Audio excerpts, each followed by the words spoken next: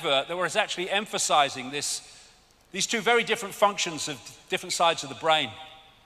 And what the system does, because it knows that this is where creativity is, this is what connects the dots. Because this sees the tapestry, this sees the strands. If they keep you in the left brain, it's all dots. You get in the right brain, the dots are a picture. That's why they don't want us to connect the dots. That's why they don't want us in the right side of the brain. And so they put the soldiers on the gate of the left side of the brain to stop the right side getting in and having an influence. And what is that? It's doctors, it's journalists. And I'm not saying they know what they do. They're doing this. They don't. They've gone through the system as well. It's scientists, academics in all their forms, and all the rest of it. And if you look at exams in education, what we call education, it's all left side of the brain information, and all the time cutbacks in the arts and things that would open the right side of the brain. I've never made one of my discoveries, said Einstein, through the process of rational thinking. No, through going to another level of awareness beyond the village idiot of rational thinking as we perceive it. Cosmic communication. This is the wireless internet on an electrical level. There's a whole area of science now called the electric universe. Two of the great pioneers and founders are Wallace Thornhill and David Tolbert. This is a brilliant book. It's very difficult to get hold of, explaining how the universe has a electrical level, electromagnetic level. It explains so much. We all realize that there's electricity in the atmosphere because we see lightning. What we don't realize is when something's lightning in the lower atmosphere, there's other electrical things going on right out into the cosmos because it's an electrical system. This is a news story. High-speed solar winds increase lightning strikes on Earth. Scientists have discovered new evidence to suggest that lightning on Earth is triggered not only by cosmic rays from space, but also by energetic particles from the sun. There is an electromagnetic field which connects everything. Electrical tornadoes, they are fast-rotating electromagnetic fields. The northern lights, the aurora borealis, electrical light show. Electrical comets as they interact with the electrical level of the universe. Electrical galaxy, the spinning of the galaxy. And Nikola Tesla said this: all peoples everywhere should have free energy sources. Electric power is everywhere present in unlimited quantities and can drive the world's machinery without the need for coal, oil, and gas. And he knew that.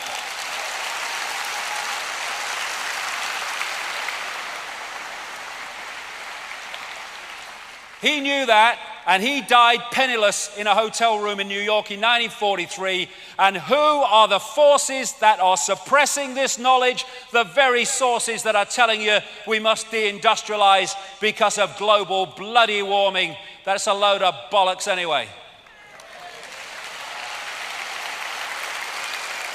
Scam.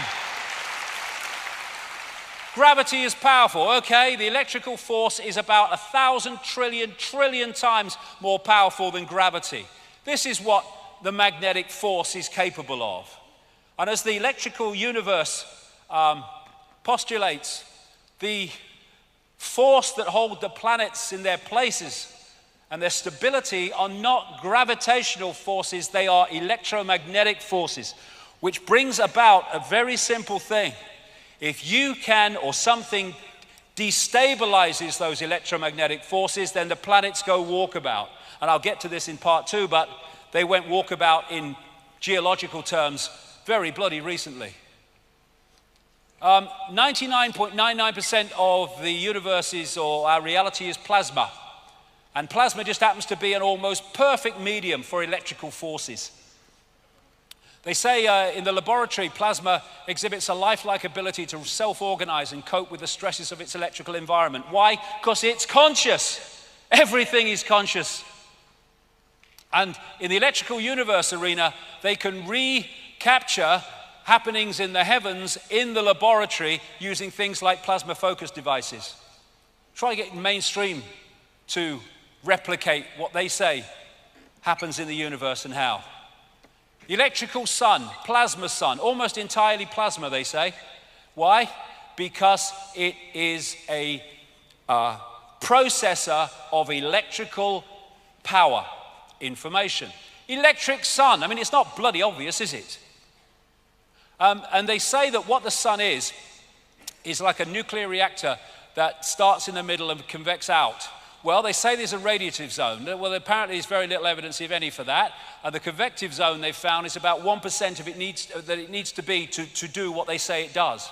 What the electrical universe position says, with tremendous evidence, is that actually it's coming the other way. It's not coming out from the sun, it's coming into the sun, being processed, and then going out from the sun in another form. In ultraviolet light, you have what they call a torus, or like a donut around the sun, well out, and it is a collector of electrical power.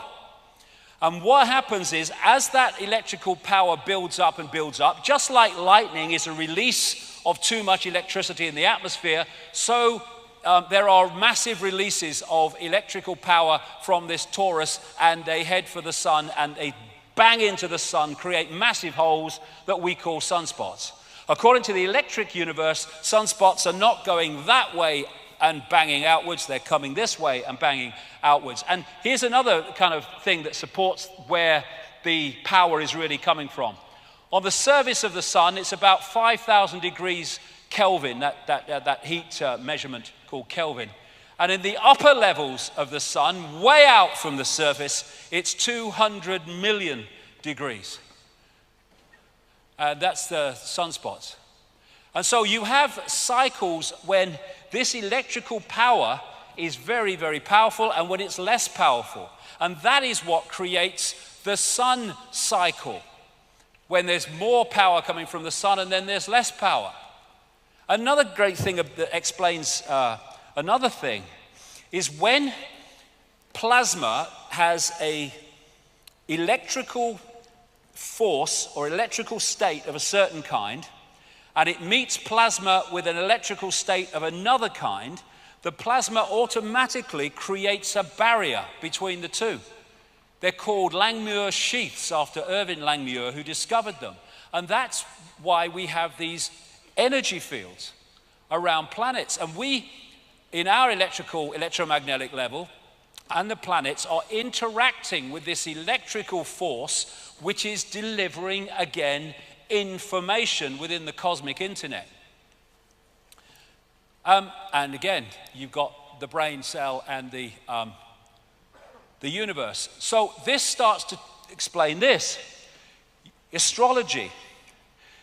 What we call planets and stars are, in their base form, waveform information fields.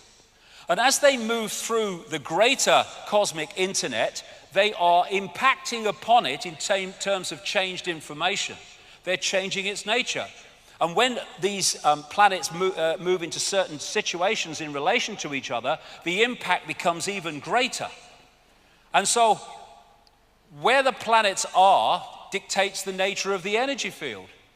And when we come into this reality, we pick up the energy field at that point in the cycle. And so we pick up a different energy field to someone else. And we interact with the energy field as we go through our life, therefore, in a different way compared with someone else who comes into the cycle at a different point. And that's what we call astrology. And in its deep scientific level, it is a science. Not in the, local newspaper with a little one paragraph, but at its deep level, it is a science. In the right hands, everything in the right hands. And because we live in a hologram, this is a smaller version of the universe, a smaller version of everything we perceive to be above it. Now, time and space are great creators of illusion, and that's what they are, illusions.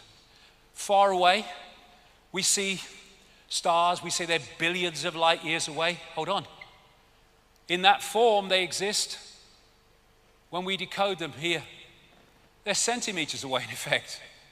And it's just, again, waveform into hologram. Space. This sees the tapestry. This sees the strands. If they keep you in the left brain, it's all dots. You get in the right brain, the dots are a picture. That's why they don't want us to connect the dots. That's why they don't want us in the right side of the brain. And so they advert that was actually emphasizing these two very different functions of different sides of the brain. And what the system does, because it knows that this is where creativity is, this is what connects the dots. Because put the soldiers on the gate of the left side of the brain to stop the right side getting in and having an influence. And what is that? It's doctors, it's journalists. And I'm not saying they know what they're doing this. They don't. They've gone through the system as well. It's scientists, academics in all their forms, and all the rest of it. And if you look at exams in education, what we call education, it's all left side of the brain information, and all the time cutbacks in the arts and things that would open the right side of the brain. I've never made one of my discoveries, said Einstein, through the process of rational thinking. No, through going to another level of awareness beyond the village idiot of rational